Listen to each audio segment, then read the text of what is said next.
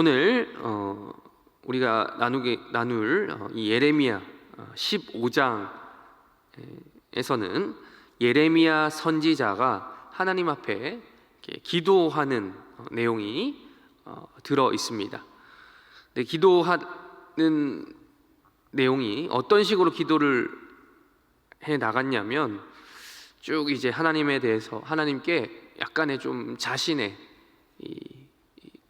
모든 성경의 저자들이 그렇지만 자신의 감정을 진솔하게 때로는 좀 불편같이 느껴지는 이런 이야기들을 합니다. 그러다가 이제 18절에 이르러서 예레미야가 이렇게 이야기했던 것입니다. 우리 18절 다시 한 번만 읽어볼게요. 18절 다시 한번 읽겠습니다. 시작. 나의 고통이 계속하며 상처가 중하여 낫지 아니함은 어찌 됨이니까 주께서는 내게 대하여 물이 말라서 속이는 시내 같으시리까. 라고 이제 예레미야가 하는 말이에요. 예레미야가 하나님 앞에 너무 힘들다고 얘기하는 거예요. 나의 고통이 계속해서 상처가 중하여 낫지 아니한다. 상처라고 표현할 정도로 너무 괴롭다라는 거죠. 제가 이제 우리 다음 주에 이제 힐링 캠프 하잖아요. 우리 해림교회 정교인 수련은 힐링 캠프라는 이름으로 하고 있는데 저희 교육자들과 여러 기획팀 이런 관련된 분들이 열심히 막바지 준비를 하고 있습니다. 근데 이제 힐링 캠프가 우리 성도들에게 힐링이 되게 하기 위해서 이제 이런 준비하는 사람들은 사실 힐링을 못 하는 거거든요. 그래서 다수 성도들의 힐링을 위해서 일하는 우리 교육자와 같은 기획팀 여러 성도들이 계십니다. 그런 걸 준비하다 보면 힘들다라는 이야기가 사실 나올 수밖에 없는 것이죠. 정말 때로는 너무 힘들어서 빨리 끝났으면 좋겠다라는 생각이 들 정도로 이런 마음이 드는데요. 이런 우리의 마음과 비교가 되지 않을 정도로 지금 예레미야 선지자는 자신의 이 사역에 대해서 하나님의 말씀을 받아서 전하는 이것에 대한 어려움을 토로하고 있는 거예요. 우리 예레미야 선지자의 별명이라고 할까요? 여러분들 성경 공부를 좀 해보신 분들은 다 알겠지만 예레미야 선지자의 별명이 있습니다. 그것은 바로 눈물의 선지자다라는 별명이 있습니다. 그만큼 예레미야서를 쭉 읽어 나가다 보면 이 예레미야 선지자의 탄식, 이 괴로움 이런 표현들이 많이 나옵니다. 읽고 있으면 예레미야 선지자는 우울증인가? 이런 생각이 들 정도로 참 마치 우울증에 시달리는 어떤 사람 같아요. 우리가 그런 요즘에 심리학적인 이런 얘기가 많잖아요. 분석 같은 거 많이 하잖아요. 그런 기준으로 보게 되면 이 예레미야 선지자는 마치 우울증 환자처럼 보이는 그런 기록들이 많이 나옵니다. 근데 그 중에서도 오늘 보는 이 18절 말씀은 15장 18절 말씀은 그 절정인 거죠. 나의 고통이 너무 심해서 상처가 나도 이 예레미야 선지자가 호소하는 거예요. 괴로워서 나도 힐링이 필요하다고. 나도 너무 상처가 중해서 상처를 나았으면 좋겠는데 하나님이 나에 대해서 하시는 시키시고 하는 이런 사역들이 너무 힘들다라고 지금 예레미야는 탄식을 하고 있는 거죠. 자기도 아프다라는 거예요. 자기가 정말 이 사역을 자기의 본성대로 하고 싶어서 하는 게 아니라는 것을 이야기하고 있습니다. 어느 정도였는가? 자기의 상처와 고통이 어느 정도였는가?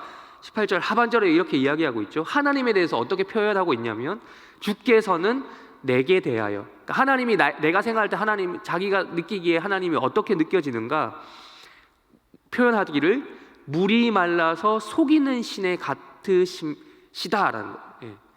이거는 조금 이제 이스라엘의 그 지리적 배경을 좀 알아야 되는데요. 종종 여러분들도 들어보셨으리라 생각합니다.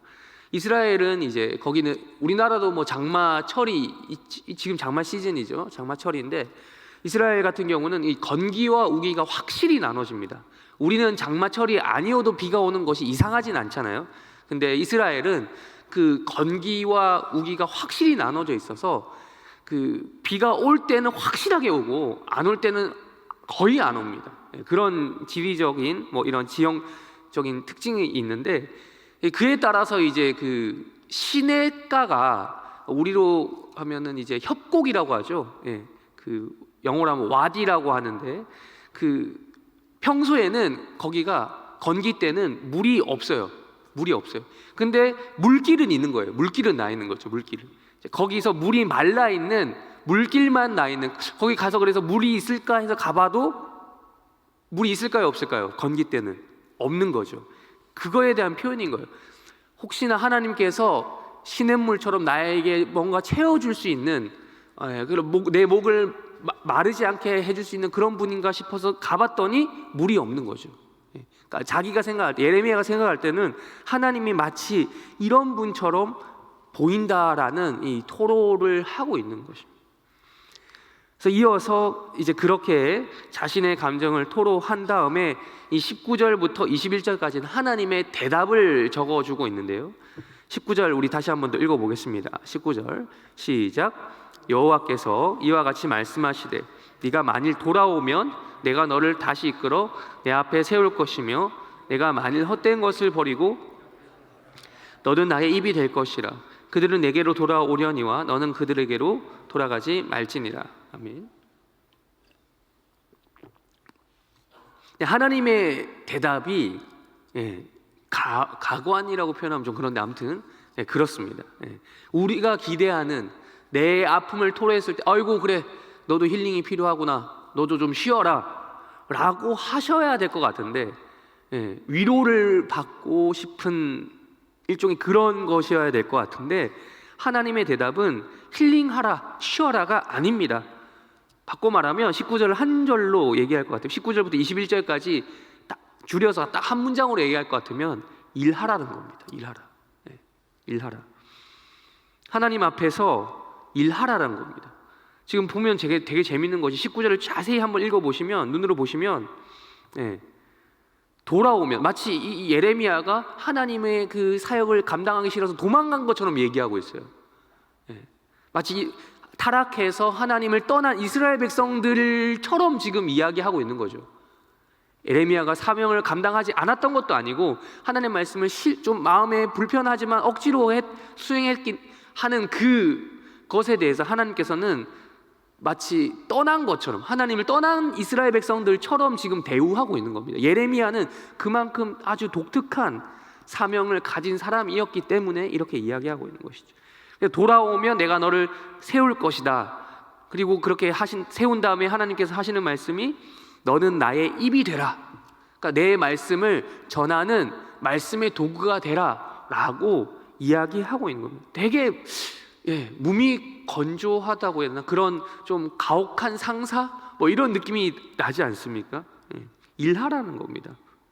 하나님의 말씀을, 하나님의 입이 되어서 말씀을 선포하라 라는 사명이 예레미야에게 주어졌다라는 거죠. 그러면서 이렇게 이야기합니다. 20절 뭐가 되게 하겠다는 겁니까? 눈으로 보십시오. 20절 백성 앞에 뭐가 되게 하리라? 견고한 노성벽. 얼굴에 철판 깔고 일하라는 겁니다. 그냥 일하는 게 아니라 좀 마음이 굳어지라는 거예요. 이 시대에 많은 우리 젊은이들을 비롯해서 이 시대에 많은 우울증 환자나 이런 사람들 많다고 하잖아요. 이 심리적으로 많이 불안한 사람들이 많아요. 근데 하나님께서는 그거를 가지고 어이구 이렇게 위로해주고 이런 말씀을 주시는 거 아니라 그 누구보다도 우울증 환자처럼 보이는 예레미야에게 얼굴에 철판 깔고 일하라는 거예요. 시키는 거 하라는 거죠. 백성들에게 말씀을 철판 깔고 전하라는 겁니다. 그들의 반응이 어떠하든 상관없다라는 거죠. 그들의 반응에 신경 쓰지 말라라는 것입니다. 그게 바로 하나님께서 지금 예레미야에게 주시는 위로의 말씀이라고 할까요? 좀 약간 독특한데 그런 말씀을 주시고 있는 것이죠. 다시 한번 사명감을 이런 식으로 고취시키고 계신다는 거죠. 그래서 21절에서는 이렇게 이야기합니다. 그런 방식으로 하나님께서는 예레미야를 사용하기를 원하시고, 또한 어떠한 단 한 가지 보장하시는 게 21절에 이야기하고 있죠. 악한 자의 손에서 건져주겠다. 그 대신 내가 너를 안전하게 지켜 보호하여 주겠다라고 하는 딱 한 가지 위로의 말씀, 위안의 말씀을 해주고 계십니다. 예레미야 입장에서는 참 이게 어떻게 들렸을지 모르겠어요. 이 말씀을 읽다 보면. 그렇지만 예레미야는 어쨌든 자신의 상처, 고통, 아픔을 호소해 또 심지어 눈물의 선지자라 불리는 이가 눈물을 흘렸다 할지라도 그렇다고 해서 그의 사명이 약화된다거나 뭐 없어진다거나 뭐 이러지 않았다. 울어도 오늘 우리 불렀던 찬송가, 방금 불렀던 찬송가의 가사처럼 울어도 못하는, 안 되는 이런 상황이 예레미야에게 있었던 겁니다. 우리가 지금 오늘 찾지는 않겠지만 또 다른 날조의 본문인 사사기 2장에 보시면 이스라엘 백성들이 복임이라고 하는 장소에서 하나님 앞에 실컷 우는 장면이 나옵니다. 울어도 된다 안 된다? 울었지만 안 되는 거예요. 예, 울어도 안 되는 거예요. 울었지만 그들의 본질적인 변화가 있었습니까? 아니에요. 하나님께 울긴 울어서 그 장소를 울었다라는 그 이름이 이제 복임이라고 하는 그 명사가 된 것, 히브리어가 된 건데, 예, 울어도 이스라엘 백성들은 울기만 했지 변화는 전혀 없었던 것이죠. 예, 울어도 진정한 힐링은 일어나지 않는다라는 것입니다. 우리 오늘 또 다른 날조의 본문, 예, 신약성경 마가복음 찾겠습니다. 마가복음 1장입니다. 1장. 마가복음 1장 34절입니다.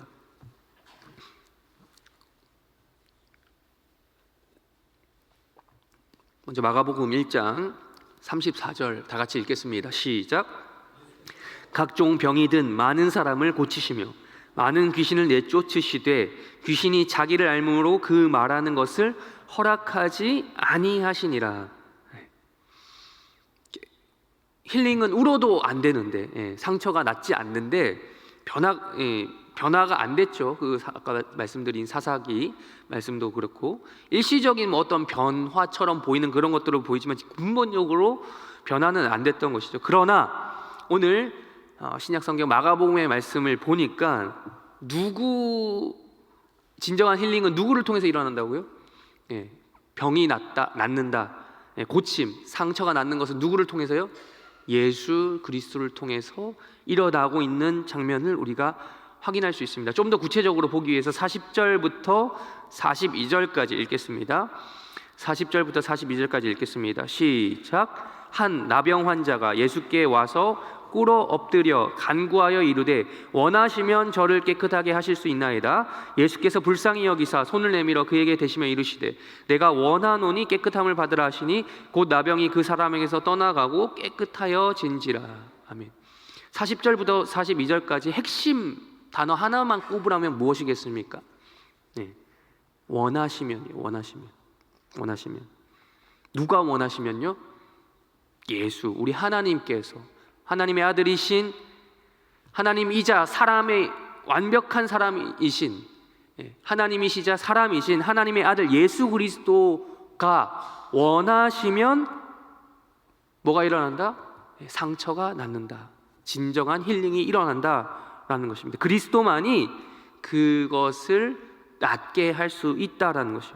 병고침, 나병 환자의 병고침을 통해서 우리는 확인할 수 있는 것입니다. 핵심 구절이 원하시면이에요. 원하시면. 우리는 깨끗함, 예수님께서 원하셔야지만 나을 수 있다는 거예요. 내 원함이 아니란 거예요. 여기서 하나님의 원하심. 예. 우리가 이 시간 기도 제목 가지고 기도하잖아요. 근데 우리가 기도할 때 우리가 물론 하나님 뜻을 다 할 수 없기 때문에 일단 내 뜻대로 기도를 하는데 결국 그것의 종착점이 무엇입니까? 기도의 종착점? 하나님의 뜻대로 되게 하는 것이 우리 기도의 궁극적인 목표 아니겠습니까? 하나님의 뜻에 내 뜻을 맞춰가는 것, 혹은 하나님의 뜻에 내 뜻이 맞춰지는 것이 바로 기도의 목적입니다.